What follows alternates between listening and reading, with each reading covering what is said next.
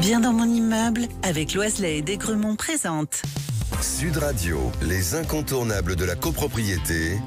Thomas Binet, Philippe David. Bonsoir Thomas Binet, vous allez avec votre consultant Philippe Loiselet, patron de Loiselet et Desgremont, nous informer sur tous les sujets liés à la copropriété et nous abordons aujourd'hui la question des assemblées générales. Tout à fait Philippe, parce que le confinement, on s'en souvient tous, a eu quand même des conséquences sur nos vies et particulièrement aussi sur la vie des copropriétés, en ce qui concerne par exemple la tenue des assemblées. Les choses ont pas mal évolué quand même à ce propos. Alors c'est l'occasion de faire le point sur les différents modes de participation à ces réunions. Alors avec vous Philippe Loiselet, quels sont aujourd'hui les différents modes de participation à ces fameuses assemblées? Je crois qu'il faut tout d'abord rappeler que l'Assemblée générale est l'institution qui prend les principales décisions de la vie d'une copropriété.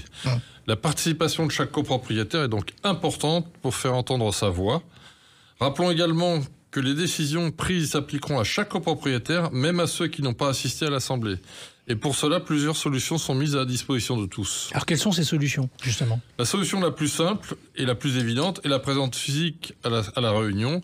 Comme vous pouvez vous l'imaginer, l'avantage évident à cette solution est que le copropriétaire peut participer effectivement au débat, réagir en direct, poser des questions et adapter son vote en fonction des discussions. La présence physique permet aussi de tisser des liens avec les autres copropriétaires, le conseil syndical et le syndic. Alors on peut ne pas être présent à cette fameuse assemblée, on peut avoir des contraintes. Qu'est-ce qui se passe si on n'est pas disponible le jour et l'heure de cette assemblée? Bien, les copropriétaires disposent désormais de la possibilité de participer à l'Assemblée générale par visioconférence, mode de tenue rendu populaire lors du confinement. Le propriétaire peut y participer activement sans avoir à se déplacer.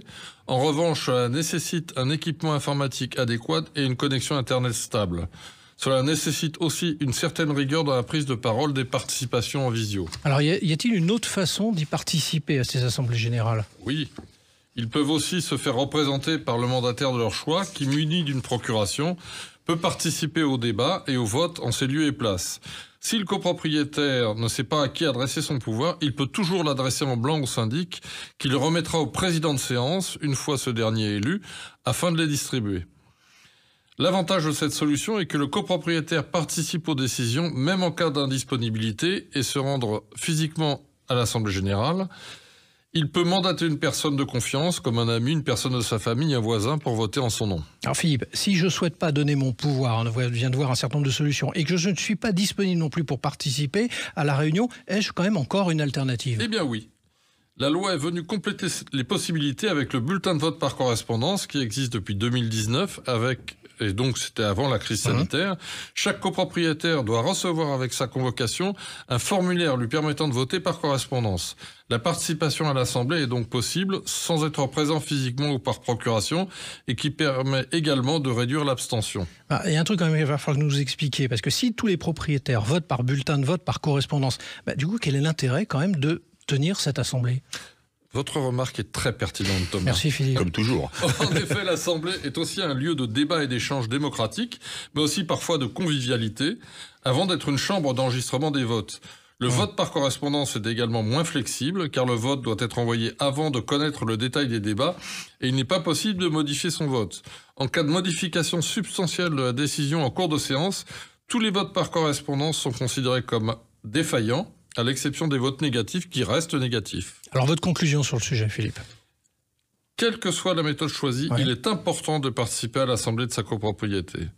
En effet, outre le fait de prendre une part active à la gestion et au devenir de sa copropriété, il faut éviter d'avoir à convoquer une nouvelle réunion, faute d'un taux de présence suffisant.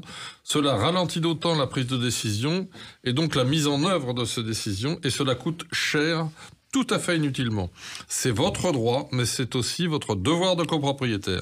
Merci Philippe et Thomas. Nous vous retrouvons vendredi prochain pour un autre numéro d'Oser investir, les incontournables de la copropriété. Et on vous retrouve également Thomas tous les dimanches matins dès 9h30. Sud Radio, les incontournables de la copropriété. Thomas Binet, Philippe David. Avec Loiselet et Desgremont, bien dans mon immeuble.